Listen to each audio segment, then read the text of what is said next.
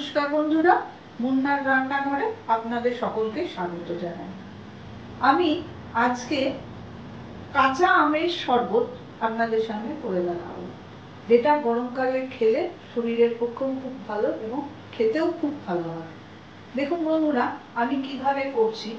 আমি প্রথমে মিক্সির বাটিটা নিয়ে নিয়েছি আর দুটো কাঁচা আমকে ছোট ছোট করে কেটে নিয়েছি।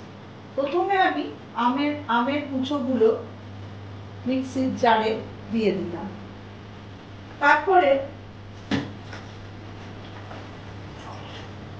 অল্প জল দিয়ে আগে এইটার একটা নরম পেস্ট আমি তৈরি করে নেব।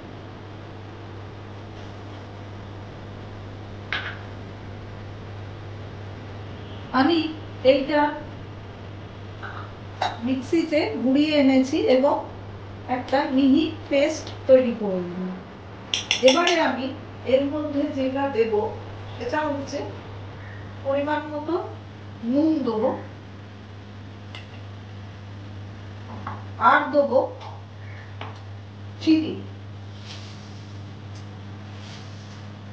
3 থেকে 4 চামচ মতো আমি চিনি দিলাম। আপনারা আপনাদের টেস্ট অনুযায়ী দেবেন। আর দেবো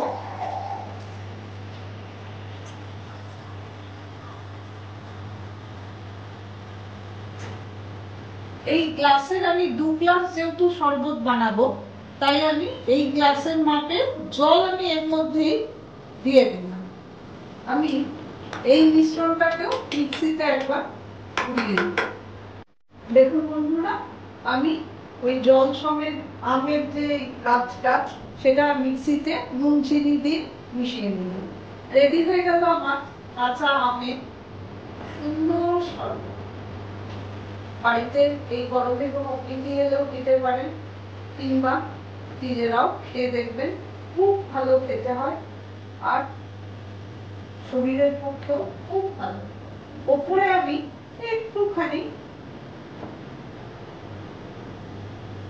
গোলমরিচের গুঁড়ো দিয়ে দিলাম। রেডি হয়ে গেল আমার এই গরমে খুবই উপাদেয় একটি রেসিপি, সেটা হলো কাঁচা আমের শরবত। যদি ভালো লেগে থাকে আমার এই শরবতটি, তাহলে আপনারা প্লিজ বাড়িতে তৈরি করবেন এবং আমাকে একটা লাইক, শেয়ার এবং সাবস্ক্রাইব করবেন।